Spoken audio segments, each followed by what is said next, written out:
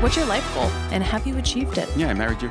Aw, gross. You really need to go out there and make sure the whole world hates you. Oh, perfect. My butthole is all over the internet. A fine wine. She keeps me in the basement and pulls me out when she needs me. If I drink Sambuca, he's getting it. I bought a case. You can tell a lot about a person by the way their tits, pussy, or dick looks. You come near my cheeks and it's not going to be a good day for you, homie. This is going to be special. Welcome to the Two Onions podcast with Danny Daniels and Vic. What's up, guys? I'm Danny Daniels. In the corner over there in the bright orange shirt is my husband, Vic. And our guest today is one of my really, really good friends, and we are also the official founders of his fan club. Yes. Absolutely. Dave Thomas Brown. Hi, guys. Hi, Dave. Hi, Dave. Thanks for having me. It's so weird when What I a cool introduce honor. my friends. I'm like, I know. It's like, and this is him. yeah. It's my friend Dave. He's on this Broadway show. He might be the lead. You might have heard of it, Book of Mormon. You know, But he's also my friend, which is more important. So That is the more important thing. that is way more important. That is why I'm here. The funny part is I went back and I was editing all the podcasts recently, and I looked through and I realized we talk about three things over and over and over again. You. My hatred of LA. Talk about three things. My Do hatred not of drag LA. me into this. Ghana romance scans, and Dave. Yeah, you come Dave up in makes like it in about in every 75% of the podcast. And We have maybe, mentioned Dave. and maybe Sicily. Yes. And maybe Sicily Maybe. gets thrown in there. But every really, time, it's like but mostly you. Dave. It's and Amelia. It's like this thing. Which fits well with the song, man. Mostly me. So Yeah, it it's like a segue right into the Book of Mormon theme songs Exactly. here. So. This is gonna be the Book of Mormon deep dive, so you guys come out with whatever you want. Ooh, the deep dive. Yeah. I'll tell you whatever I can tell you. Oh. Ooh. Well, I know your big, deep, dark secret. Yeah. I'm Do gonna. I? You're exposed, We're Dave Thomas exposing. We're Brown. exposing you. We're gonna Yeah, out you. you do know my big secret. Go ahead and tell it. So, The reason why I'm wearing this shirt. for those of you that have seen Book of Mormon, there's this big number about Orlando. It's kind of like the base of the show in a sense, Yeah, and his obsession with going to Orlando, and that's where he wants to spend his 2-year mission. Dave has never been. I've never actually been there. Dave's actually never been to I have Walt been Disney World. I've been to SeaWorld, which is not Kind the of same. No, But kind of mentioned in the song. It though. is. I did Yeah, say but- SeaWorld in the show. But when I was maybe 12 or 13, for my sister's birthday, my family took us down to, because she wanted to be she thought she wanted to be a marine biologist, and so she was I like, thought you were going to say "Let's she go." wanted to be a mermaid. I'm like, wait. Well, that would be cool. I think ultimately that's what all marine biologists want. Want to be Yeah, mermaids exactly, after Homer Man. exactly. They would be mermaids with lab coats. Yeah, right. Yeah, we went down there, and I went to SeaWorld, and then just didn't serve. I don't think I comprehended that we were that close to Disney, because if I had really realized it, I probably would have been like, why can't we stay a little bit longer? Yeah, at Why Disney are we World? here? Right there we hit the Disney. But could just go but next it's door. kind of that thing where it's like that cool thing. Like people at the stage are like, oh, I'm from Orlando. I'm like, oh, I've never been. They're like, what? After all of that, you talk about it the whole show. It's my nonconformist. I'm going to talk about it a lot. But I'm not actually going to go to actually Orlando. never actually Except go. I do plan on Amelia and I going with you guys to Orlando. Yeah, we Yes. have to do a Disney I trip. think we'll have to go with you guys, and you'll show us how to How to do drink Disney? Epcot. Oh Yeah, yeah, we that's drink- pretty much yeah, all that's we pretty do much at all we do. Disney. Drink and eat. You know. Yeah. And every blue moon we go on the Pirates of the Caribbean. Yes. But I do- And the Mexico ride, And which the is my Mexico ride. I think personal. that I fave. haven't been there does make me feel like sometimes Vic's just like walking around with like an autograph book, like trying to find like Alvin the Chipmunk. Oh, or yeah, something like that. absolutely. I do. Like I he's just trying to get his autograph book filled. I actually look for the villains. I'm a villain guy at There you heart. So Yeah. Are the characters good? The Yeah. actors? Yeah. Do you feel like they do a good job? Yeah, I They- mean, you can kind of tell the when. Gaston's the best. Well, yeah. The Gaston will literally, as the photo's being taken, put his hand over the people's faces. That's amazing. So he does the whole I'm an asshole thing, and it's great. Yeah. It works out well Yeah. in Disney. You can't beat it. I'm actually afraid of people in costume, like when their faces are covered. But they're the real people. So yeah, my mother-in-law says, "Oh, it's the real Mickey and Minnie." Yeah. So it's a family thing, as you can see. It's an ongoing joke. She said, "I don't so, like people in costume." She goes, "They're not in costume. That's Yeah. the real That's Mickey and the Minnie." real one. I was like, okay, No, they're living, breathing. yeah. It's the original So one. Giant I will rats. walk like around them, like I will like make a big loop. But everyone that's like not in costume, like the princesses are cool. They're believable. That's fascinating to me that you could love Disney so much and then be like, terrified of. Yeah, because like, Are you I terrified don't of like know. mascots and like Yes. like sports mascots too? Yes, anyone with their face covered Yeah. freaks. Like, what are you doing in there? Probably sweating a lot.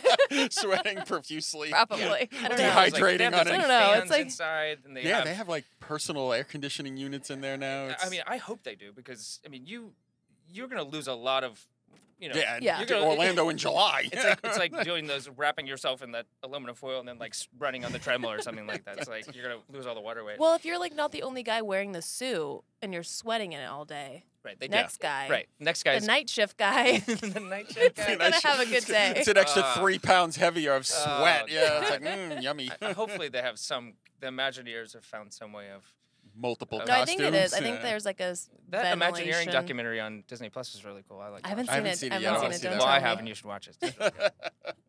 I love that you watch the documentaries, but you don't There's go. That's the thing. I watched the whole like how Disney happened in the history of Walt Disney and the Imagineering story and everything except for actually go there. Yeah, you're like a weird like Disney cuckold.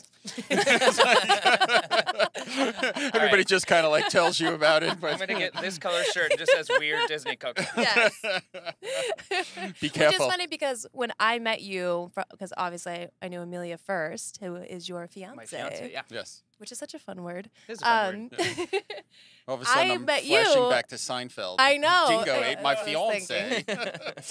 And as soon as I met you and I put you guys together, I was like, they look like Disney prince and Oh, princess, absolutely. and it's so gross, and it's like makes God me they're- so Thank angry. God there are friends because I would not like them.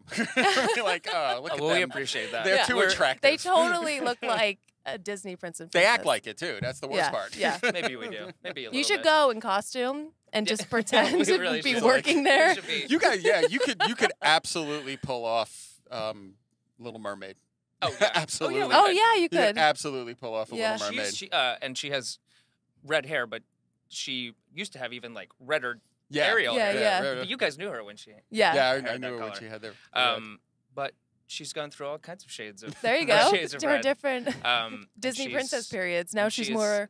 She leaning can play more any of towards the princesses Rapunzel. because she's stunning. yes. Aw, Smart spoken man. like a good And I'm fiance. really, really lucky. Yeah. They are really cute and really gross. And we love them. We're both of those things. And hi, Amelia, if you're listening. Better She should be. Whether she likes it or not, it's gonna pop up. So, welcome to the show. yeah. Here we Didn't are. expect to talk about Disney for It's the 20 first- minutes, the, but the Disney Overture. Yeah, right. Sponsored Disney. We're looking by for sponsors. Disney Plus. Yeah, could you imagine Disney Plus No. sponsoring this podcast? That would just pretty much shut it down. Like family-friendly podcast, The Two Onions. I think the last podcast that'll appear before this one, we were talking about aliens butt fucking somebody. So yeah, that'll fit right in who with do we Disney talk Plus. about with that? Which Cherie. we did? Yeah, her. God, her I'm so jaded. you missed the whole. She won an What? award for the most outlandish sex that's right. screen. Yeah, the Yeah, sex I was scene, thinking of Lauren because we also talked to Lauren Oh about yeah, well that's yeah. Or- aliens and yeah. butt fucking. Yeah. We won't talk to you It's about bound- aliens and butt fucking. I mean, Dave, if it's we fine. there's Anal probing. we can talk about general butt fucking naked. How about that? Yeah, General Butt fucking naked. Right there we go. Back to Book of Mormon. It's always gonna come back in It's some always way. gonna come back. Who to that. is your favorite character besides yourself? I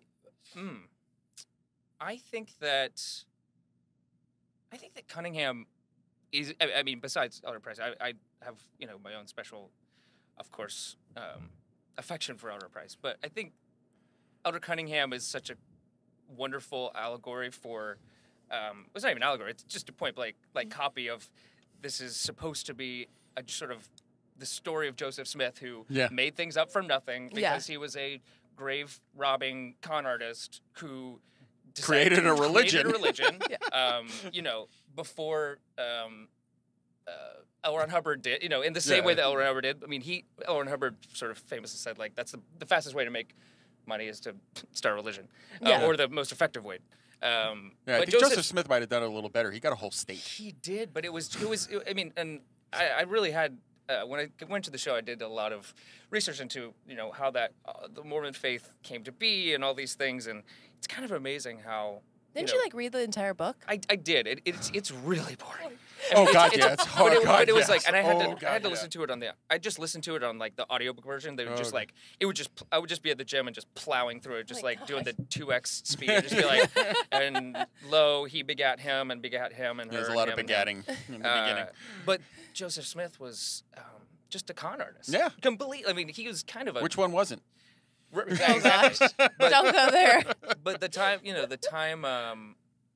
when he found the golden plates or whatever, that was ripe for people believing and Yeah. wanting to believe in something, and the time was ripe for it. You know, it's funny because most people like just associate it with the state of Utah, but it was upstate New York. Yeah, it was Rochester. Yeah, I didn't know It was that. Rochester, It's New Hill York. funny- of Cumorah is in Rochester, New York, and they do a full pageant, Mormon pageant, every year where they basically do.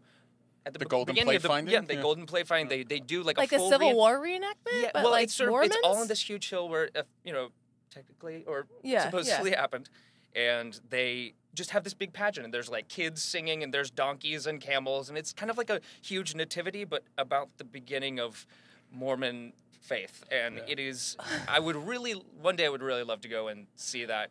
Not anytime soon, but Yeah, I Yeah, wouldn't with years, I go would've right got- now. that's some kind of cool, right? With a flask and maybe some yodels or something. It's you sort of, know, I think it's sort of like Mormon Disney. That's sort of Yeah, like that's a it, Disney definitely. performance. Yeah, we just sit there with like glasses of milk and coffee, just like torture them over in the corner. Like I got milk. You know?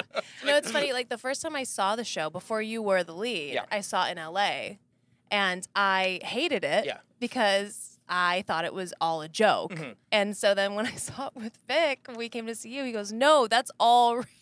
Yeah, everything that's said In the beginning. in the yes. beginning Yeah. is real. Anything that besides what Arnold says is what Yeah. they believe. Yeah. That Yeah, the I Believe song is amazing. Yeah, Yeah. but I thought it was all sarcasm. So I was just Right. completely. And then when we watched it the second time, I was like, "Oh, right, which would completely take you out of it if you were just like, why are we watching Yeah, it's fake a fake rela- thing Yeah, I'm like, and a this new is- fake thing?" exactly." But it's the I think the show is about it's not about disowning your faith. Mhm. It's about breaking apart your faith, looking at it, Mhm. deciding, just seeing it for what it actually is, and then deciding what sticks to you and Yeah, what like you can core actually. beliefs. Just don't be a shitty person. Yeah, what you what know? can actually stick to your morals and isn't just something that you're force feeding down your throat Mm-hmm. to appease someone, to appease a parent, or to be. And I think that I've had experiences talking to people who have seen the show, who weren't Mormon, who were Christian, who were whatever, who were like, that really made me think about my faith in a different way. Mhm. And can I see think that. that's sort of the secret, deep side of the Book of Mormon that makes people come back, because they're like, it does have a really poignant message, I think. Oh, it does, Yeah. and the end of it, I mean, it's not anti-religion. No. It's basically anti-power. Yeah. Oh, It's yeah, like that's- yeah. it's like basically absolute power corrupts absolutely. When religions have had a run for so long, they start making shit up. Yeah. I mean, Yeah. I always say that about Christianity. You have Jesus Christ, who is the most forgiving human being to have ever existed, Right. and then somehow deteriorated to murdering an entire civilization to get back his cup. Yeah. I mean, you want to talk about moving from the source material rather significantly, Right. you know, and then it just went downhill from there. So it's not necessarily what was originally said that's the problem. It's 500 years of interpretation Yeah, it's like afterwards. playing that telephone, becomes- but Yeah, 1,000 years. the telephone thing is something that, because I grew and the up, power it wields, yeah, and absolutely. the power the religion wields. Yeah. Yeah, I grew up in a very Christian household, and I really appreciate the things that it has given me, and my faith has sort of developed over the years, and it's very much changed into something that that I'm not sure that I could exactly put into words, but ultimately the thing that sort of turned my head a little bit was thinking about, if this started in, if Jesus spoke in Aramaic, and then Yeah. this got translated into this, and then all of the emperors and rulers and Constantinople and all these King things, all James these, and yeah. that it has to be translated so many times. It's not, it's the little things that people change. It's Yeah. the little it's the little additions. They're like, I know this is what they- it says, Have but you? I think God means this. Have you seen Something's Rotten when it was on? Yeah. It reminds me Yeah. of the Yeah. lines. Hamlet. Yeah. Missed it by that much. Yeah, it's like, and that's what happens. You have like the Council of Nicaea where everybody just got together and said, Yeah. "We don't like that part. just Right. throw it out. Right. It's not as you. Yeah, it's like that's I mean, great. You had, That blows you my had, mind. you know, you had 12 disciples. You don't have 12 gospels, but they all wrote one. So a couple of them, they went, oh, we don't like this one. We're just. Right. How many years after? I mean, it didn't. What was it? 60, 70, 80 years before they wrote it down to begin with. Right, exactly. Has anyone done like a study, a side-by-side study of like time difference? I Like mean, this there's is been- something. This yeah, is there's written been- 100 There's years been, ago, there's or is that been- like a no-no? There's been arguments over which Bible is the real Bible, and it's like, it drives you nuts. But by the time it's all over and done with, you just sit back and go, "Wow, you took a really good idea and fucked it up." Right, and that's where we sift, and that's and that's the, That's also really Yeah. why you can sift down the Quran and the Bible and the Book of Mormon and the Torah, Torah, and yeah. you sift them all down to the same thing, and they're all treat your neighbor as yourself. The golden that is the golden rule, Yeah. and then treating others with respect, treat the. I guess You gotta- the world with respect. The Yeah. earth Don't be with shitting. respect. That Don't, was the, don't suck. Don't be my, shitty. one of my all That would have been a much I'm gonna shorter start book. my Much own religion. Well, that was a- and that it's was, a giant book. You open it, it just says, "Don't be shitty." Don't be shitty. Big letters. You're done. Well, that was George Carlin. Takes the 10 Commandments, Oh, yeah. breaks them all down. Takes the first 3, spooky language, busts them all down to 2 commandments. Yeah. Thou shalt try really hard not to hurt anybody, and you shall always be faithful to the provider of thy nookie. Sounds great. And then he adds a third one. He said, "And thou shalt keep thy religion to thyself." It's like the 3 commandments of religion. You're good. Don't fuck up. Don't hurt Yeah. too many people. Try and be a decent human being and be reasonably faithful. And you're, That guy was so. he George nailed Carlin, it. man, he was nailed awesome. it. That's the reduction of all that stuff. Yeah, It's like that. I mean, if you think, I used to love it because he was like, "Thou shalt not covet thy neighbor's goods." He goes, "This is moronic. I don't even That's know- what capitalism Is is that just founded like on." Right. What, is that just like don't steal? No, What it does means that mean? don't. I did not don't grow be- up in a religious It household. means don't be envious of what somebody else has. Don't look over at the Mercedes Benz and Got go, it. "Oh, they have a Mercedes." And Covet. he's right. He goes, Got it. it's Okay. like, but that's how the economy runs. You have a Mercedes. I need a Mercedes Benz. I gotta go out and buy a Mercedes Benz. I gotta Creates work harder. jobs. Right. Creates Yeah. jobs. All good. Coveting is good. Oh Oh my boy. God! All right, let's get back to the Book of Mormon. That's where you. That's where we started this. Ask away. What do you want to know? So, we're coming to a close a little bit, right? Soon. Yeah. I've been doing the Book of Mormon. I did it in 2018. I did it from January until October. Then I left to do Clueless, and then I got a call a couple Yeah. days By the way, before. fuck you when you did Clueless. I'm still mad about that. We showed up. You did it for what, 2 weeks? Not to cut you off, but Not very Not- long. yeah. Yeah, we showed up the first maybe day. it was more than I was being maybe dramatic. It Yeah. was more. Maybe it was in previews for 2. I don't know. Right. But No, whenever it was, we it was showed about- up, it was a month, and we showed up we the showed first up day. the first day, and we went to Will Call, and we were like, "Okay, we need to get tickets." And Any they day. were like, "It's sold out." I'm like, "No, not tonight. Like, we need to get it like for a while while Dave's doing Right, it." right. It's sold out the entire time. I'm like, the entire time is you don't have 2 tickets this entire Right. time. Did the show with Dove Cameron, who I was have so a lot bitter. of loyal followers. Yeah, and obviously. So it sold out pretty quick. But I you was got Pissed. you got I was the like, good can I review. just sit in the back or stand in the back? So it was also a small theater. But Yeah, it was yeah. a good time. And then 3 days before I finished that, they said, "Do you want to come to London and do the Book of Mormon in London?" And I thought to myself, that's something that I've always wanted to do since I was a child. Yes. Yeah. And so I spent 3 months there doing it. And then I came back last year, 2019. And I've been doing it this whole year. And I've got about 6 weeks left from now. Oh, wow. So And this will air And you're before well- your ending. So if you want to see Dave, man, jump on them tickets now. They're not easy, but you can get them. Yeah. Hop over to the Eugene O'Neill Theater and come see me for the last couple weeks. Yeah, so In the And you've play. done over 500 shows? yeah, I have Over. on my phone I have a little tally thing. I think right now I'm at like 635. Jeez. And Um, it's the play the New York Times has already labeled the musical of the century. Yeah. And we're only 20 years into the century. Do you ever That's pretty like good. have nightmares and wake up and just start have a song stuck in your head? From like- the show. Yeah. I think Or that just- I think that I don't ever wake up in the middle of the night, but it'll just sort of be it's so God part bless of you. my body that I'll, especially when I'm maybe a couple hours from the show, I'll be like, "Na, na, na, na, na, na, na, na," and I'm like, why am I singing that? I've got to sing that every day. Why am I doing it on my off time? Yeah. We wander through Disney World singing "I've Got the Golden Plate." So Oh God. Yeah. You guys might wake up with more Book of Mormon nightmares than I do. But speaking of which, we did actually travel to London to see you Dave did, in you the Book did. of Mormon. And that was so awesome. And we had I don't know. I the only two plays I've seen more than the Book of Mormon Oh are my Rent God. and Jesus Christ Superstar. your That's favorite, literally Jesus it. Christ Superstar. Yeah.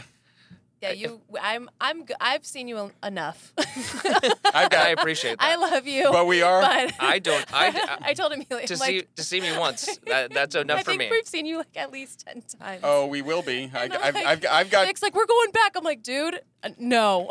Well, we are though. You we go. We are going to the Yeah, we last are. performance. We are. The will be last there. performance of a show for an actor is always really special. It'll be. I promise that the last one will be something different than what you've seen before. Not because things will change, but there's a different energy.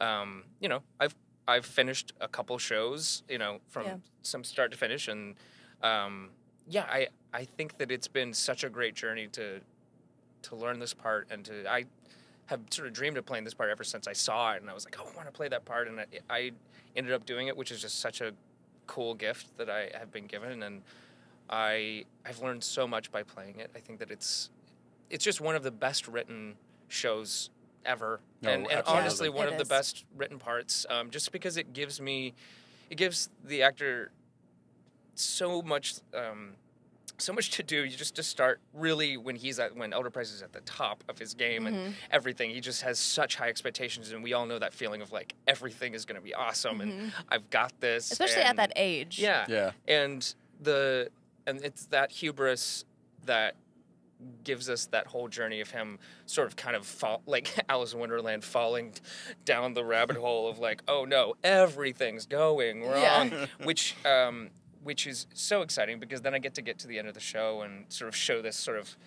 washed up Mormon at One the of my end, which is favorite. my favorite thing to do Yeah. because honestly, that kind of feeling is what I most relate to. For me, it's harder to rise up to that very bright, like I'm up here and I'm doing this, and it takes a lot. It takes a lot of energy and a lot of focus to maintain that. It's sort of like generating your own electricity, so that it goes into the audience so that they can feel that Mormon energy. Because a lot of people sort of know of Mormons, know things, but you know when you see Mormons, they're yeah. on. Oh yeah. They're really on. Yeah. Literally the light switch, like in the Yeah, play. yeah, they really they're on all the time, and that's just what they're trained to do. So it's interesting to go down that rabbit hole, get to the end, and then come to a new realization. He gets to come to a new realization. So I don't have to leave the show going, ugh, nothing. It never got Yeah. better. For him, it's like I tried this and I fell from this, and now I'm like this. Yeah. That he finds some peace in the unknown, and that I can believe that I don't know everything. Yeah. Which is honestly just a good thing for all of us to know in life. And it is incredibly well written. Incredibly well written show. Yeah, Yeah, it really is. It I is. mean, from beginning to end, we had, as you know, we had Patrick Page and we had Alex Brightman on, and we were talking about how Love the both those guys. They're so three of cool. you guys have the best entrances on Broadway right now. You We really do. do. Yeah. You Yeah. have the three best entrances on Broadway. Right. It's just And all very different. all very obviously. different, but all like, ta-da! Here we Yeah. are. You know. yeah, and there's those are three great parts. Yeah. All three Yeah. of Three those. great roles. Yeah. Is it ever, I don't know how to ask this, but because you come out and it's such, like, I feel like you have to, like, grasp the audience so quickly, especially in, like, the first number. Yeah. Did you ever feel, like, night to night, the crowd, like, sometimes they'll take it, sometimes they won't? Oh, absolutely. What do you do in that circumstance? Because Yeah, I think that it's about, and again, it sort of comes back to trusting how well the material is written. It's harder with a show, you know, that you work on that doesn't have the book, which is just the script of the play that is as strong as Book of Mormon is. Then it's harder to rely on that. But with the Book of Mormon, I know that by the end, yeah. they're gonna get it. Yeah. So it's really just trusting the amazing writing of Trey Parker and Matt Stone, and how much they understand storytelling, and that how it evolves, and that it's not, you know, even if the audience is like, what is going on, we trust that wave, that this is sort of like a tsunami. Like, here's a Mormon tsunami that's coming at you, Yeah. and you're gonna, by the end, you're gonna be on a surfboard riding it. Yeah. And so it, I can sense the difference in the audience. I think the audience doesn't know that we can see and hear and feel them as much as we can. Oh, yeah. We found that out the hard way. You guys talked about this on the Patrick Page episode. When when you realized that I could see you guys in Yeah. your pink and orange Well, shirts that said Dave Thomas Brown Fan Club, which we were all so excited about. They were like, "Are those your friends?" They're like, they're like, "Is that Danny Daniels wearing a Dave Thomas Brown Fan Club shirt?" Yeah, that was so. That was such a shit show, but it was so much fun. We've talked about this a little bit, but we actually went with a really, really close friend of mine of 30 years who actually, because Who is Dave, huge, by the way. yeah, This guy, he's like 450 on a gigantic. good day, and I know he's listening to us. So, Chris, this is a shout I out miss to you, dude. I miss you, dude. We know you're listening Chris to this is the one. best. We hung out a lot at your wedding. So Dave and Amelia were at our wedding, and they actually stayed with Chris, and we Oh, rented a that's bunch right. of B&Bs, and Yeah. they stayed with Chris. So Chris comes out, and we're like, we're going to see him for the first time. I think you were in the show maybe 3 or 4 weeks at that Yeah. point. Not too long. And we decide we're gonna do this. We're gonna go like we're from the Midwest, and we got Dave Thomas Brown T-shirts, and they were orange and We pink wore and fanny packs and high-waisted mom jeans. It was and that. glasses with tape on it, and we showed up there, and people were looking at us weird, and I'm like, damn, I never paid no $8 for his Skittles. And the woman goes, oh, where are you from? I'm like, 34th Street. And she was like, what? Like, so the whole thing. So we're sitting there, and at halftime, otherwise known as intermission. I call it halftime, and now Vic calls it. I like halftime. At But halftime. wait, no, I got up to pee at halftime. Yeah. And I come back, and Oh, they're God. and Vic and Chris are standing up, and Chris is like threatening people. He's like, "You're gonna cheer for my friend, right? You're gonna, oh yeah, Oh, yeah, we're he's gonna the cheer. best. We're gonna, He's they're gonna absolutely stand the and best. cheer at the end. Oh yeah." And our section at the end was just a bunch of terrified fans Screaming. Yeah, Dave.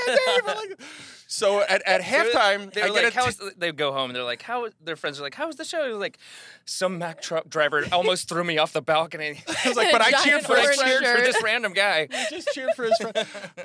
Literally at halftime, I get a text message from you saying, "Are you guys wearing pink and orange shirts?" And I went, "Oh, I think he sees us." It's 1,100. It's 1,100 seats, but what I think that sometimes what's funny is that the audience thinks they're in the dark. Yeah. Yeah. But And because the lights are shining this way and this way, we see we see you a lot more than you think we see you. Obviously. you have Shout any- out to all the people opening Twizzlers and Snyder's pretzels in the front row, which they love to do. Which they love to do every night. And people on their phones and all that. Yeah, I mean all the Yeah. funs, and we What's were. some crazy stuff you've seen? Oh, well. I guess this would have been in maybe November, but we're in the middle of maybe the third song, which is Hasidiga Ibawai. See the show to know what that means. No Googling. No Googling. No Google translating. And I see some commotion sort of out of my peripheral vision, and people are like standing up and obviously uncomfortable. You know, we do the show so much that when something's out of place, and we can hear. Well, everyone's things supposed to happening. be sitting down watching, Yeah. so. So people were shifting and then I smell vomit, Oh no. and I was like, oh no, because when I come on stage, I don't leave stage for about an hour, about 45 minutes to an hour. So we're on stage and we smell vomit, and I'm like, no, and some person has thrown up on the back of someone's seat, like spilled onto their Jesus. back as well, and I don't know, and all those people were uncomfortable. They could smell it. They're all like, literally. But they don't want to leave the show. No, they're doing this. They're doing this, and I was like, why aren't you leaving? They're like, we can't get tickets again to this damn show. The show is not that good. Took me 9 Yes, months it to is. get this But damn yes, ticket. so vomit all over their back. The people eventually like got up and left, and I was like, the house manager needs to comp their drinks or something, because this is they are going above and beyond. So it was that night was Collection for Broadway Cares Equity Fights AIDS, which 2 weeks. 4 weeks out of the year, split up into 2. We collect for the charity Broadway Cares Equity Fights AIDS, which is a great charity that supports people living in need across the country in all kinds of ways. They give to a lot of important causes. And you guys do some really cool stuff. Yeah. And they do some great giveaways and auctions. Book of Mormon has raised, I'm like doing the speech now because I do the speech, but the Book of Mormon has raised over $3.6 million for Broadway Cares so far. That's awesome. That's just awesome. Yeah, it's really cool. And so so I do the speech, Cody and I, Mike Cunningham do the speech, and at the end of the speech, I sort of go, and I want to give a big shout out to the the section over here who, even though someone threw up on their back, they manned up, they stuck it out, and they stayed with us. Heroes of the show. Oh my God, that's cute. So I didn't want them to walk away from the show only thinking that they got thrown up on, but now they'll go like, I got thrown up on, and we got a shout out. We got a shout out. We got from the stage. Oh my Exactly. God. And that's the funny part is we were talking about it. When you're in the audience, this stage seems so much farther away. Yeah, and that's the perspective. That's also the intention of the theater design as well. And we got to go on stage with Dave, with our friend Chris, and we're like, oh, no wonder you can see us. It's like really right there. Right. You sort of think you're further back, but that's kind of the illusion that we're like, oh, we're like 20 feet away. Right, exactly. It was the funniest part about that is like halfway through the show, Chris leans forward. He goes, "It's like watching our little brother on the stage." I was like dying. That's amazing. That's perfect. Yeah, it is a. There's all kinds of stuff that happens. We had, I guess maybe twice, once in London and once here. Someone had a heart attack. Oh Jesus! In London, actually both times I was there. And like, what happened? So basically, it was when Nabalungi was singing Salt Lake City, and the guy was sitting in the middle section, in the middle. Shit. He starts having a heart attack, and so you just hear everyone going like, and it's like, and she's on stage by herself, and she stuck it out. She sang the whole song, but basically, we stopped the show after that because people were just screaming because they were trying to get him out. And when you're on stage and you hear that sort of screaming thing, it's really weird because you just see darkness, but you hear people kind of yelling and screaming back there. So it's a really strange. I mean, obviously it's awful if you're having a heart attack, but it's also like a very strange, disorienting thing to be like should I stop or should I not? Yeah, how serious is it? I'm trying to get. You're probably trying to gauge. You don't know the person's having a heart attack. Unless someone's screaming, he's having a heart attack. Right, and that's the stage manager's job is to say, okay, we're stopping. So she did stop. We brought the curtain down, and then we started again. And it's really interesting once an audience has sort of been through that with you. It really does feel like a communal experience. The guy lived; he was okay, but the curtain comes back up, and the show, maybe it wasn't even a very engaged audience. And then after that, the audience was hyper-focused and getting out the jokes. And I mean, not that it was about, like, us being praised for the jokes, but it was like, you really got to set, no, I'm not going to say, like, power of theater, but it was a thing of, we're all going to focus on this one thing because one of us didn't die. Yeah, right. Exactly, and ultimately, I think that's what's, why does live theater still exist? I think it is because there's something happening that's choreographed, but it's also anything could happen also. I mean, we've gone to so many Broadway shows at this point. And obviously, we've seen a mic go out and somebody bring a hand mic out on stage. Right.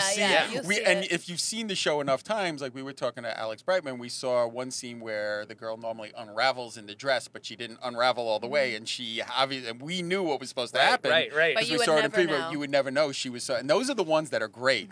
When you know what should have happened and you see them play it off and they do it like masterfully. And you're like, all right, that's live theater. Oh, that's absolutely. I mean, and ultimately, I mean, the other ones is just like, if you've seen the show many times, you're like, oh, he's gone up on his line. He's forgot his lines, and that's happened. I mean, that's happened to me many times. Where it's not for very long, but I kind of have like a tell. Like, what if I think that it's called going to the white room. Okay. And you go because it's basically like walking into a white room, and there's no clues to give you a clue of what you're going to say. So actually, my left hand, if I'm going up, sometimes during I believe, because a lot of the lyrics are different, but have the same rhythm, and all the and so my tell is I'll go like my left hand will go like this, and I think it's like I'm like, please don't look at me. Please don't make this fall apart. Yeah. But I have people. I And it believe it's probably actually seems very, so much more extreme on your end than the people watching. It absolutely does. But I'll go like this, and then my heart rate goes, and then I'm like, all right, I said it. I figured it out. My body knows how to say it. So it's when you do so many shows, it's like I'm never on autopilot. But if I'm ever feeling like what's coming next, I just have to trust that my body knows what to do because it's done it before. Yeah. Yeah, muscle memory Yeah, kicks in. and then sometimes you get a little monkey wrench in there, and you have a severe brain fart, and you. Sometimes people just have bad days. Yeah, I mean, you know. Yeah. Yeah, but you really never know what to expect. We've seen it all. We had well, here's a fun story. In London, one of the guys, the guy who plays Mafala, the father of Namalungi, before she sings this very beautiful, heartfelt song About Salt Lake City. on the actress's last day, he comes out and she goes,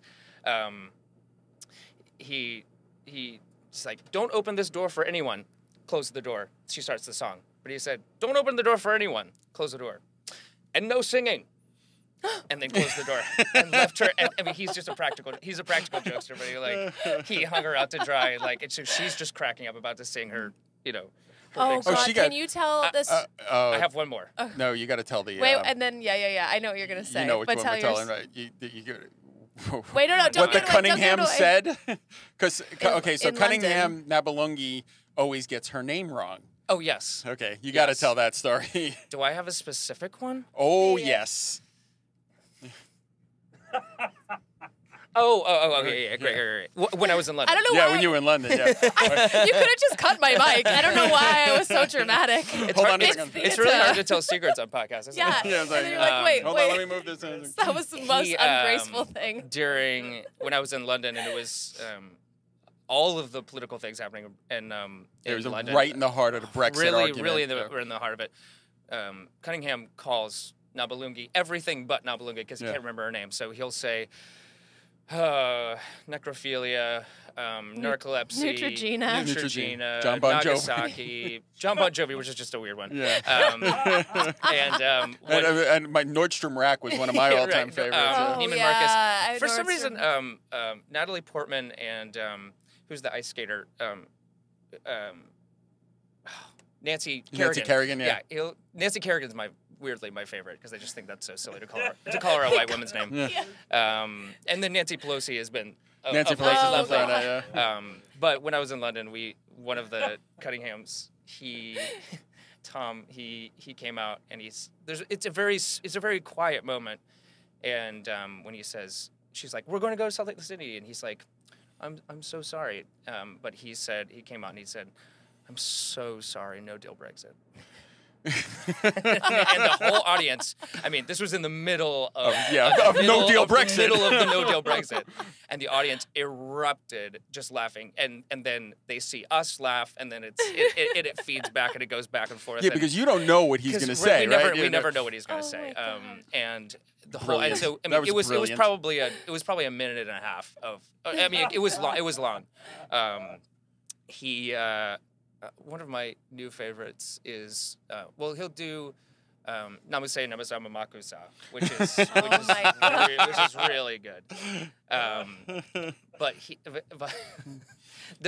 he really has free reign to do whatever he wants. But his character is fun to watch, especially when you've seen it multiple times, because Right. he does. He always changes, and he's just kind of this exactly. like fun little squirrely character to watch, just run around, you Oh, know. And he's great. Cody's great. Oh yeah. I mean, I've seen What's Cody's last name? Strand. Okay.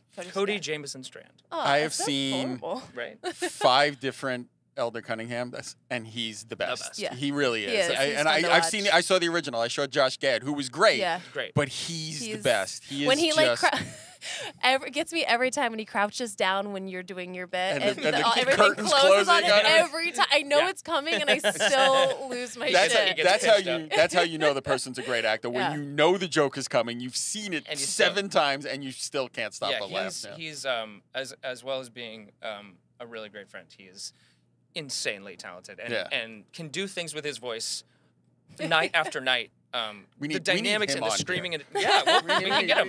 need Cody on I here. know him. I can get him on here. Can you talk to him? I Yeah, know work a on guy. it. You know a guy? I'll see him in a couple Myself. hours. Yeah.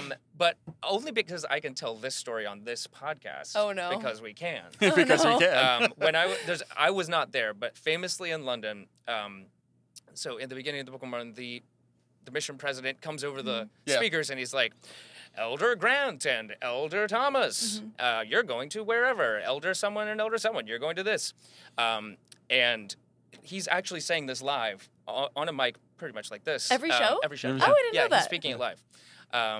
And so the mission, he goes, Elder Price, your mission partner is Elder Cunningham, and he has a script that he reads just so he doesn't actually forget because he's Yeah. got to get it right. Yeah. Because he can't mess that up. Yeah, 'cause that wrecks the show. everything depends Yeah. on it. So he reads it, and I think what he did was he saw Grant and Cunningham.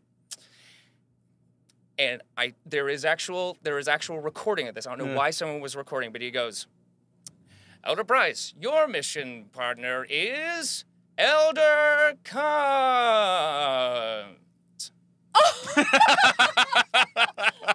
And all of the guys on stage just go like, they were like, I can't even imagine being there and hearing that and like being. Oh my I would gosh. say like I would be like, just close the curtain. We all need to start again Yeah. because none of us are gonna be able to go from here. He Especially- literally calls him Elder Cunt, and it's in Britain. In London. In London, Of right. all places, the place where they throw cunt around like we throw fuck. Oh I know. my God. I know. that's Well, hilariously, it's amazing. not much later in the show. The word "cunt" is actually. Yeah, Yeah. but, Yeah. But I can't. But I think he saw Elder Grant and Elder Cunningham and went Elder Cunt. Oh my And God. oh God, I think that I might would've be my lost my favorite shit. of all you time. I know, would've lost it. it's funny because you talk about London. The Book of Mormon is very American. Yeah. It is right. Very yeah. American. The It's jokes are very American. fundamentally Are you- American.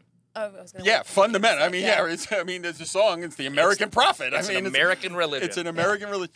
But it translated. There were jokes that took a couple I of was gonna seconds. say not I thought right. Orlando did not Right. translate. Well, they don't- Orlando didn't translate until you say Disney. Right. Yeah. Right. Yeah, because they just don't. We associate Orlando with Disney. Disney yeah. in a way that no one else does. Because they'll, when I had to say to them, not to the actors, but to people that would see the show, I'd be like, "What's the kind of dingiest city you can imagine?" And I was like, I was like, maybe like Birmingham or like, so- and no offense to any of those, but it's not.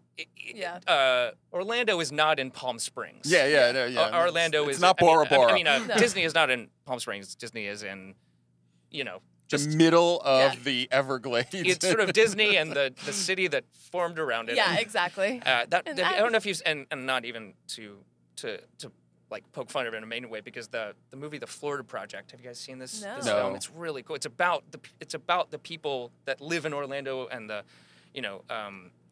community around the parks and the people that watch the fireworks at night, but they're living in a hotel because they can't afford. It's a Aw. really beautiful film. Put that on the list. I feel But are like those- everyone that lives in Orlando works at Disney. I can't imagine doing I anything. mean, you got to figure how many people they employ. I mean, Yeah. that place just. Isn't Celebration the place where a lot of the, or Celebration Florida, isn't that the place where a lot of the, not employees, but maybe the higher ups live? Or Oh, yeah. yeah, They have yeah. that community they created. I don't know if it's the higher ups. It's actually literally a community they created. I think I don't know if they're selling houses there anymore, but at one point, like they were trying to go back to like lifestylers, right? Like, But they it were was also like all was like Disney all the the time. garbage was never picked up before 10 o'clock. There were like all of these rules they had to Is make there, like, it a seem. milkman? Yeah, they make it seem like a little bizarre, but yeah. Little Pleasant Village. Yeah, definitely Sounds Pleasant like- Village. It was absolutely All I Pleasantville. can think of is Brazzers. Yeah.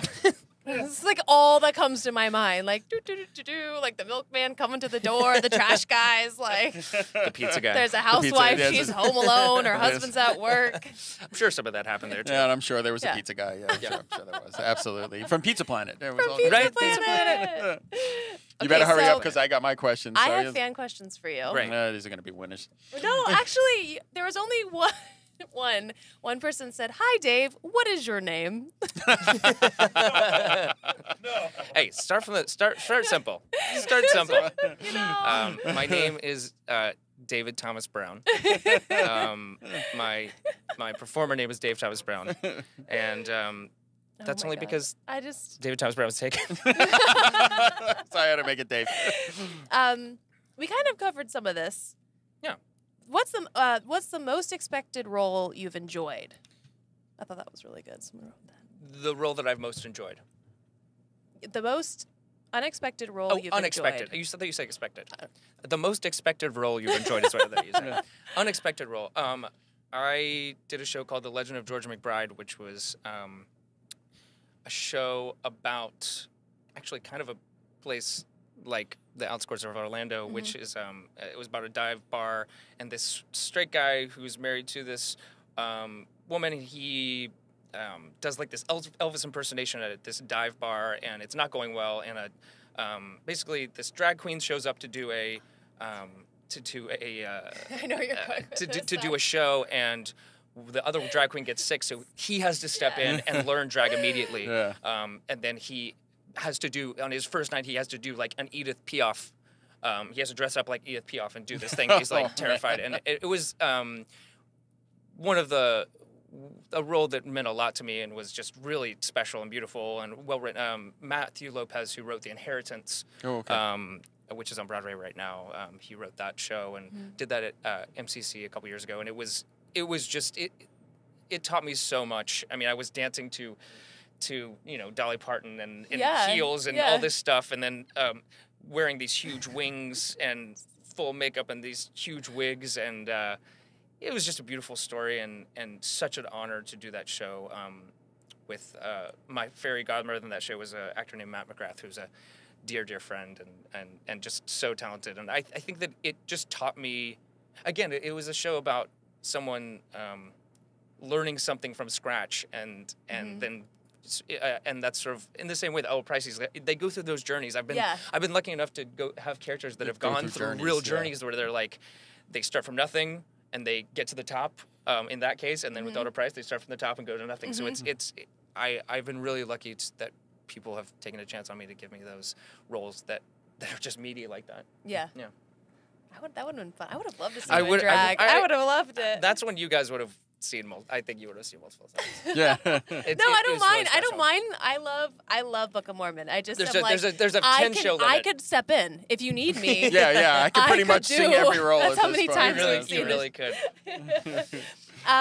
What else do we have? If you weren't an actor, what other job on Broadway would you think you would enjoy? I like that. That's a really good question. My fiance Amelia actually did the wigs on Book of Mormon before I even got to the Book of Mormon, and I think every job in the theater is so important. I think that the actors are the face, they're what the audience sees, they're the face of it, and they get a lot of the credit at the stage door, and they get a lot of the praise and stuff. But the show doesn't happen without everybody in that theater, and I'm not being kind or generous. It doesn't. It doesn't happen without everyone in the theater. Even talking to Amelia, like she would tell me stories. She'd wear a headlamp, be in the dark. She's like, okay, I have to run here all the way around the side in like 30 seconds, put another wig on, go run back, go up and down stairs. Take I'm that like, down, put that back on the wig block, wash the crew is getting there an hour before the show and stays 30 to 45 minutes after we do. And so I've always just really wanted to, I know, they don't need me to say anything, but I think it's important to just for people that go see theater to recognize how many people are doing incredible work that they don't actually see, but they're seeing the effects of.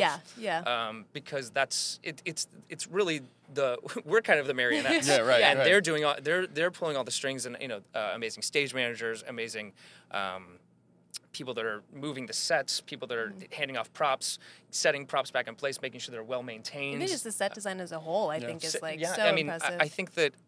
What would you do? I think that I've always been interested in architecture, so I'm very interested in set design. Now that you did bring that up, but I really think that.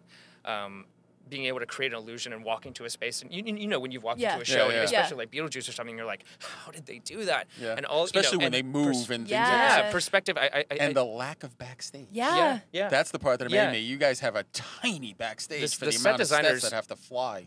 Where the set designer really shines is being able to say, the director says, I want this big thing and this thing, and it moves here, and they're like, okay, now my job is to make that happen Yeah. in this booth. Yeah, Yeah. in this, Do you know what I mean? in a space this big. Yeah.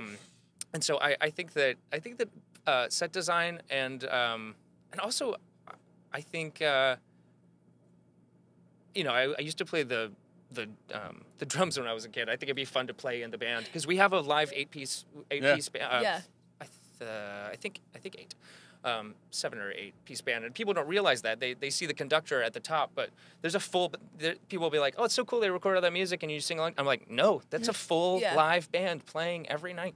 And you kind of have to, because if somebody misses a cue or something, Exactly. you're screwed if it's Yeah. recorded music. And you can hear, and people, and also, I mean, thankfully the musicians are protected by their union, which helps them, just so that things don't move too far into. And there's got to be like backup musicians, because Yeah, like, what if the absolutely. trumpet guy gets sick? Yep. Yeah, they have someone that's on call, and sometimes we started the show without a sax player for like the first maybe 5 seconds of the show, 5 minutes of the show Wow. or something like that. Yeah, well, you have the guys who are swings who have to learn. Yeah. I mean, Girls and those guys who are s- learning. I mean, girls learning we guys talked roles, about guys that. learning girls we roles. can always depend on MTA being always on time. So, Yes, yes. It's never anyone's fault if they're a little late. So, it's funny. because- The guy that's coming on after you, who's we're doing a podcast after you, is the guy who created Subway Creatures. So, speaking of, Oh, he really? knows Oh, exactly what it's like to I be follow constantly him. delayed. Yeah, well, anybody in New York follows Yeah, Subway he's- Creatures. Wait, I'd have at least One one more. more. One more that's really sweet. It's long, but Yeah, okay, great. but it's cute. Okay. It says, Dave, I saw Book of Mormon as my first Broadway show a few months back and fell in love with your acting choices. Oh.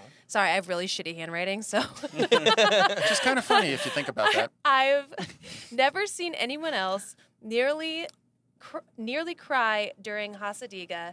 Where did the inspo for all those little touches come from? I love your work. Oh wow! Well, that was really sweet. thanks That to was really whoever, sweet. thanks to whoever I said should have that. written their name down, and I did not, so Well- I'm sorry. Well, if you're watching, thanks very much. That's very sweet. I always feel like, especially with a part that's been done before, I'm not the first person to play this part, but I think it's so important to keep the show alive and to not fly on autopilot, even though I have done. I mean, and sometimes it's hard to like, and so I'm never trying to reinvent the wheel, but it's the little things that you just sort of go. I sort of try to think about whenever I'm either creating a character or taking a character on and holding it in my hands, because it's not mine forever. It's I'm not attaching it to myself permanently, but when I have it, I sort of think about it like a sculptor would do, like chisel out marble and stuff. So it's like the head is already there. Yeah. But for me, like, what if what about the eyebrows? What about, filling in those little things that I can chisel away and be like, there's that little thing that no one saw before. And for me, I learn those things the more that I do it with the audience, because the audience teaches you how to reinterpret the role. And so By response? Yeah, by response and by, I can tell that they've gotten the show. I can tell that they feel the weight of the end of the show if I've done my job in the beginning of the show. Oh, okay. Right, If I've set myself up as unflappable, so when I fall from grace, and I can feel that they've sensed me doing that, then I know that I've done my work in the beginning. So the more specific and the more honed that I can make that at the beginning of the show. So it's not so instead of it sort of generally being like, oh, I'm panicked, it's like, it's panic, but I'm going to put a lid on it. Yeah. I'm going to put a lid on this panic. I'm going to laugh it off, because that's what Mormons do, right? Yeah. The Gotta Mormons, turn it off. Right, you got to turn it off. I mean, that's literally what the song is. Like, I've got to push it down. So the more that I can show the audience, like, the struggle of putting a really big smile on really panicking, the more that they're enjoying it. So I appreciate whoever said that. We talked about that with you. Yeah. We noticed that a lot with you. Yeah, it's You have a lot of very subtle. That's why I like that question so much. You have a lot of very subtle movements that are. I don't feel like it's very common now that I think about it. The actors, the amazing actors that I try to emulate are the ones that I see taking something that could sort of be done well, and people will be like, "Yay!" And just generally, but the people that I respect and admire actors are the ones that just go that little bit further, not by being hamming it up, just by making something more specific and just diving in a way that you didn't expect them to. And I think comedy comes from surprise, right? And so how can I just show a different side of it? I'm not speaking different lines, and I'm not trying to reinvent the wheel, but I want to just get that much more specific with it, and let my scene partner and the audience sort of take me there and teach me how to do it. Yeah, that's great. I love that. You ready for my questions? Yeah, great. I have more, but that one I wanted to touch Yeah. on. 'cause it was I'll really- talk. I really appreciate you saying that. I will. I can talk faster now. One You more. ready? I just want to know your dream role. That's from my own. Yeah. Yeah. Because we never talked about this. Yeah, I mean, I think that my dream role when I first saw the Book of Mormon was like, because it was just such a fun role to play. I could tell, and so I did that. From now on, Yeah. Starting now. I think that it's sort of cheesy for any actor to say, but I've always loved Hamlet with a deep passion. I have a tattoo from Hamlet. This above all, to then and self be true, and that Polonius says to Laertes, and the play is just I studied Shakespeare in college, and it's a really meaningful part of my life, and I miss it, and it's something I want to get back to doing, and I hopefully I'd love to do some Shakespeare after the show ends, but when I was in Copenhagen, I took the train up to Helsinki Castle and walked through the castle, and I was I'm such a dork. No, I'm it's such a cute. theater dork. I thought it was cute. We were stalking were you. watching- We were so we were stalking watching. your But travels. it was I was saying that outwardly, but inside I was just like, yes, this is so cool. I love it. Yeah. All right, you ready? So Hamlet. That Yeah, was so not what I Hamlet. was expecting. That's okay. You can do it with Patrick because he's doing all the villains I know, on right. the I 24th. love- Yeah, you could be the I don't know good if this guy. might air after that, but he's doing all the villains, which with that voice. If Patrick will be my Claudius, I'll be his Hamlet if he wants to do that. That would be badass. I'd be all about watching that. That would be. Are you yeah. listening? We're gonna make see that happen. him. That so would be we're gonna have to talk to Patrick so about this. All right, you ready? Mhm. What is the most annoying question people ask you? How old are you? You get that question a lot? Yeah. Oh. At the stage door, because people were like, "Oh, you're saying you're 19, but Yeah. you're actually something else." Oh, and so okay. I've always Older. I've always just looked. I'm older than I look, but I'm not. So It's just people- a I just weird have a question to baby get face, as a so- man, Yeah. I feel right, like. but I have a baby face, and people are always like, it's like the kids in the school on the playground, like, "How old are you?" yeah. You should Those just are the go things like, always I'm asked. 19. Right, people, because they think that helps How old do you people. think I am? Because when I come out to stage door, like, I come off stage and I'm at stage door, I'm like, "Hey guys, how you doing?" Yeah, yeah. Hey, You put how's it on going? reading How's it glasses, going? Yeah. How's it going, guys? Yeah, and they're like, "Why is this old man? Why he was much younger just He was like 10 minutes 10 ago." minutes ago. He looked at makeup. It's amazing. Yeah, exactly. What is your favorite way to eat a potato? Baked. Baked. Baked. Yeah, baked at like a Golden Corral. I don't know why. I haven't been to a Golden Corral in a long time, my God. but just like a loaded baked potato. I actually did the PR for Golden Corral at one point. Did What? you I what? didn't know this. It worked on me. I feel much I better went about there a myself couple now. times. What would you? Wait. Now Now I I need gotta to know. I mean, Yeah. It's like That's a story for another explain. time. But where? I did all of the New York, the tri-state region. I didn't even know at the that there PR for was ones up here. I thought they were only Yeah, like all a the southern places. thing. Nope, Did you work Cracker Barrel? I did not, and that's my next thing. Then I Did don't. you see then the I don't care about video? you. This has nothing to do with the conversation of the two guys that took Cracker Barrel photos and hung them in a Cracker Barrel. Yes. I did see that. That's amazing. So That wrong. is amazing. Are they like antique photos? Yes. Yeah. Like Old wearing, like, a- timey. Yes. Yeah, old timey. That's amazing. That's What amazing. would the title of your autobiography be? I've once thought through this. Something like, well, that happened, or like, here was the line, and this was him. Oh my I like that. Yeah, I think that's what I think. What was the biggest turning point in your life so far?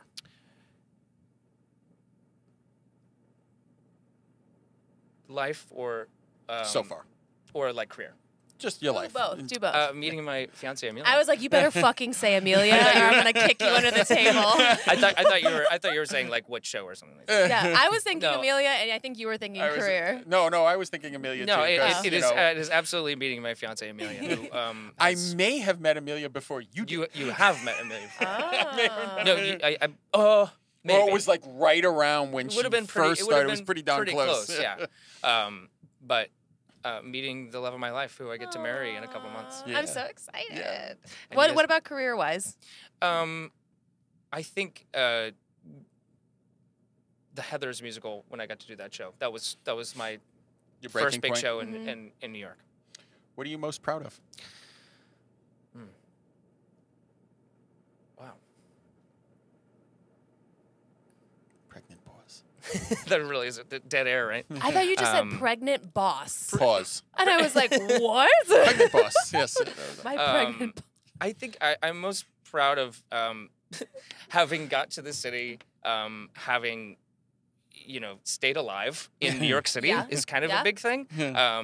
There was a lot of years of, and Amelia will tell you, of just sort of refrigerator full of just mustard and a hot dog. Yeah, like yeah. just sort of like didn't know how to cook, didn't know how to take care of myself. Most proud of like Sounds like meeting- every man meeting that some- doesn't have a woman. Meeting, right, exactly. Meeting like the love of my life, who is like giving me a passion in cooking, and which has just made me a better person.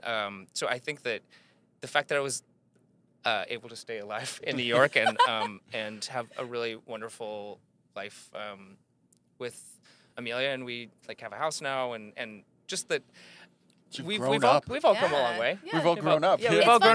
grown up. It's fun to listen to you guys talk about each other when the other person's not around because it's like really cute. Yeah, it is. And it's And very, it's very very similar. similar Very and similar. like adorable. Yeah. It's Yeah. like- No, I think we're really. You guys- you I know that I'm really- really lucky to have her. it's like seeing two people that you are genuinely in love Yeah. is just so nice and it's like refreshing. So seeing you guys like even the way you guys look at each other and when you're in each other's Well, I we know feel this the is same getting way really about you sappy, guys, but I know this is getting really gross for those listening, but No, it's nice. We feel the same way about you guys, and I think that it's nice to. I mean, it's just honestly like it's nice to have friends Who are happy in their happy in relationships. Yeah, it's relationships, amazing. and that Yeah. we love spending time with you guys. So Oh, we love you. What takes up too much of your time?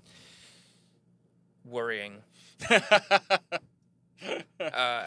anxiety. Yeah, that'll take up a lot of time. Yeah, I think that I don't really talk about it enough, and it's not something that people are always open to talk about. But even today, like I have a lot of anxiety today, and it's not something that I can put my finger on, but it's something that someone said your mental health is not your fault, but it is your responsibility. Yeah, absolutely. And I think that that's something that I'm continuing to learn how to put into practice in my life and to really take responsibility for it. And I think that it's important to talk about it out loud and Yeah. not just. I've done a Definitely. lot of not talking about it out loud. So Yeah, but there's something It's- cathartic about saying Yeah. it. You Yeah. just get it. And say, like, yeah, there it is. It is. I think it's. I think we all deal with it in some ways. Yeah, everyone and has we all issue- put on like- our different masks, and we literally put on masks on Broadway shows, and they're like, oh, that happy Literally. Mormon couldn't be, have anxiety or Mormon like, kid. or have panic attacks sometimes, and I do, and I want to, I think it's important to talk about it out loud. I think especially like in your situation because you are an artist and you are an entertainer, people expect you to be perfect always. Yeah. Yeah. So I think even just talking about it, it's like Yeah. it goes against the grain. You're like, oh, I can't talk about that because everything has to be. Which- Yeah. But you should. You Which should be able to tends talk to be about it. why all actors and comedians tend to have That's what I was gonna depression and say. anxiety. Yeah. Yeah. Because Yeah. I think the pressure of being perfect is on it too But much. it's nice too because the more people talk about it, the more other people can relate, and Yeah, you bounce off each absolutely. other, and it's just Yeah, I hope that people can just be a little bit more open about it and encourage people. It's not just because I do a Broadway show does not mean one that I will have a Broadway show forever. Does not mean that I will have everything for it. It is a blessing, and I think that when you sort of have this, it's almost it literally is the thing of like putting someone on a pedestal, like a stage. Yeah. The pedestal is the stage, and you're like, oh, that's awesome. Because I was a kid, I saw actors up in there. I was like, how could anything be wrong if you were up there doing that? That is the be all end all. And then you get up there and you have a Broadway show, and you're like, oh, but I want this thing, or I want, and Yeah. it's about like. In some ways, we're never satisfied, and we are always wanting something else. And so we're like, oh, but what if I don't have that? And why don't I have that kind of Broadway show? Or why don't I have that kind of thing? So There's it's, also always a bill to pay. yeah, Yeah, exactly. a bill yeah. to pay. So yeah. I'm glad we were talking about that. What is your favorite smell? To change subject. change subject. Oh, my favorite smell is my great grandmother who was passed. She made this homemade bread with marmalade jam. She was from West Virginia, and she made this bread, and she would make it when we would come up to her house and bake it fresh in the morning. These like cast iron tin, Cast iron iron bread. breads, Oh, and God, I know what it you're was talking just about. the most aromatic. I mean, it was like the candle, the bread candle that you get. It was like Yeah. that, but it was that smell was that intense. It wasn't like, is that bread? It was like, Oh, Like, bread. You're getting bread, and it's just that was the best. What gets you fired up? I think the first thing I was going to say was Injustice, and I'm actually remembering that's what Patrick. I think that's what Patrick Page said too. I'm just going to copy everything he said. But I think that Injustice, in all levels, I think that I could be a better activist for the things that I think are unjust. But remotely, I feel like I'm angry about things being unjust. I hope to do more about those feelings and not just feeling them, because I think that that's kind of sometimes the problem with the world. But I think that it is when he did say that, I was like, yeah, me too. It's funny because everybody's taking that question differently. Yeah. Fired up, pissed off, or fired up, Interesting. excited. Like my daughter's answer was the ninth inning. Yeah. So it's like a That is- completely. I'm not surprised. That's at like all. that's like a glass half empty, glass half full Yeah, kind of question yeah. that you can. But it that also can really it's go how either you way. think of fired up is somehow fired up can be a negative connotation. Right. And you don't think of what makes me happy as being a fired up thing. Yeah. So it's how you take the word. I think that something that gets me fired up in the opposite spectrum is creating things from scratch. I like to do woodworking. I like to do.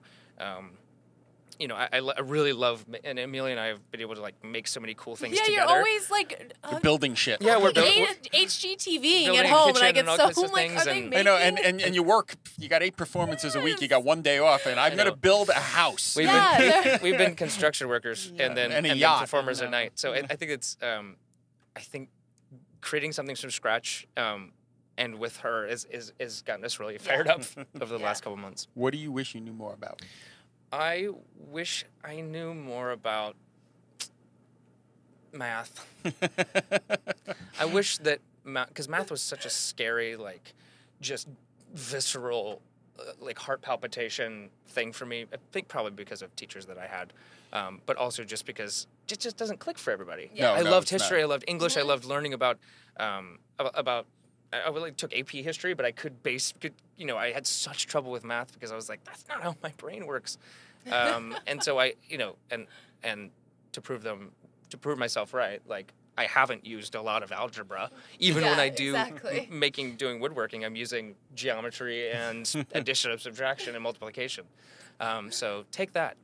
You're like, I want to learn math, but I'll never use it. Basically, Yeah. you never know, And we have these things and these things Because of thanks math. to people who did really good in math class. Thank you, paid math attention. people. Who paid attention in math and thank you science. for someone being good at it, even if I wasn't. Your final question. Yeah. What is the one question you would want everyone you meet to answer? What is the one question that I would want everyone I meet to answer? What gives you joy?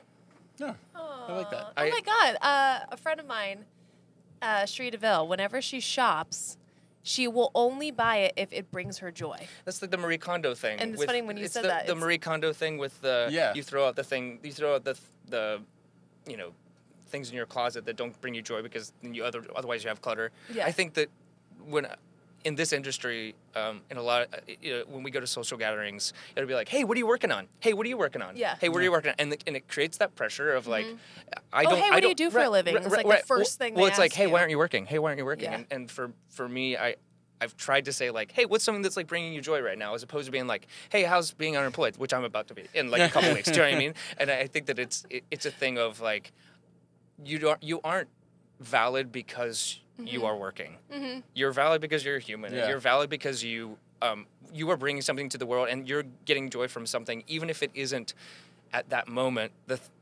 doing a play or doing a musical or doing a TV show. And I think that I'm trying to, for myself and my interactions, try to take that pressure away from like, hey, are you doing better than me? Are you doing better I than think me? that's what I was gonna say. I'm like, I think it's kind of like competitive, like this It's- competition. It's like the I most don't want to one of the most life-based- competitive businesses. Oh yeah, and absolutely. hard All and, entertainment. and, yeah. and it's all about jealousy and all about these things. And I think the more Well, that we can just say, hey, this is hard. Let's all try to work together. We're all gonna some of us are gonna compete with each other sometimes, technically, but it's not competition, especially because a lot of the people that I go up for parts against are friends of mine and who I've done other parts with that I've been like, You're I like, wish "Ah, you shit, the best. I want it, but if you get it, I'm happy too. Yeah, yeah, Yeah. and that happens a lot. I think that happens in everything. Yeah. I think that, but I think that the acting world is such, or the acting business and auditioning, it's such a it's so bare. Do you know what I mean? It's not like, oh, I hope I get that lawyer job. I and can think this- of a but- more but bare it's job, literally like, but- please, but literally, it's, well, yes, exactly.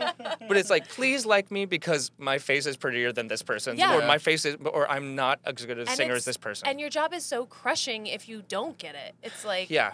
Yeah. I, It's, And you- I can't and- imagine. In Like- the entertainment world, you were getting way more rejection than you're Yeah. getting Yeah. acceptance. Even in the A-list world. Yeah. Even in the A-list world, Yeah. you're getting way more no, rejection. it's than true. you're And getting that's the thing that it's like, man, they always tell you in acting school, if you can do anything else, do it. acceptance. Yeah, right, exactly. Which, and you know, and I think that Harrison Ford, right? He was a carpenter, basically, Right, and he was right. like, "Oh, I could always be a carpenter." I my love God. acting. I love what I do. I think that if something at some point in my life feels more right or it makes me happy, then I think that I will try those things because I like to. You know, I have a lot of hobbies. I have a lot of things I like to do, and if I get to a point where I'm like, you know what, I want to try this for a while or go Yeah. to this city. You know, I think it's living in New York your whole life, or at least.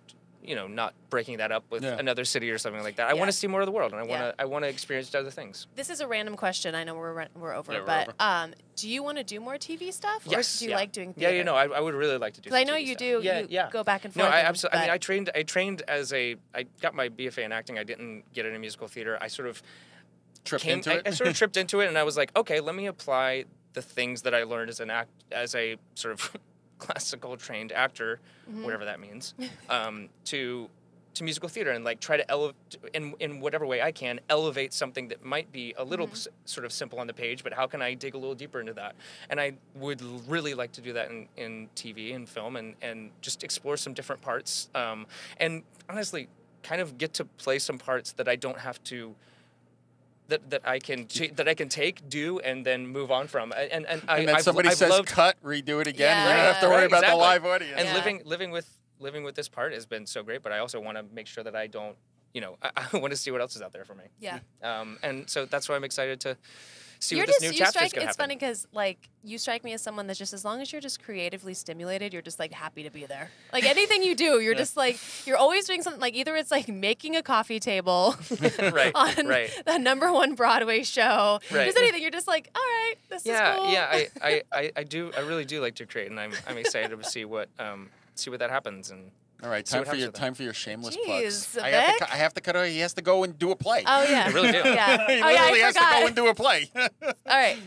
Am I going first? Yeah, you go okay. first. Follow me on TikTok, Danny Daniels TikTok. I'm almost at 500,000. Woo! Woo!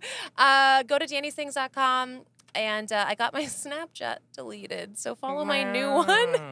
My new Snapchat username is sucking1D. So go follow me. And now you get to follow that And up I with your do- shameless plug. Yeah, I do super secret discounts and stuff there, and there's like hidden Easter egg stuff, so go follow it. Yeah, you can come see the Book of Mormon until I believe the end of March, and come see it after that as well if you so wish. It's a great show, and come see all my friends do amazing work. But I'll be doing it there until the end of March, and that's my plug. Yeah, and we'll be there. Yeah, we will be I there can't for wait. that show. And can't get the book, Wait for the Corn. Follow me on Instagram, great Evil book. Genius Vic. Thank And you guys. hire Amelia for all of your hair and makeup, needs. Really should. Yes. All right. Like that? I really did. She'll like it too. Bye, guys. Bye. guys. Thank you guys.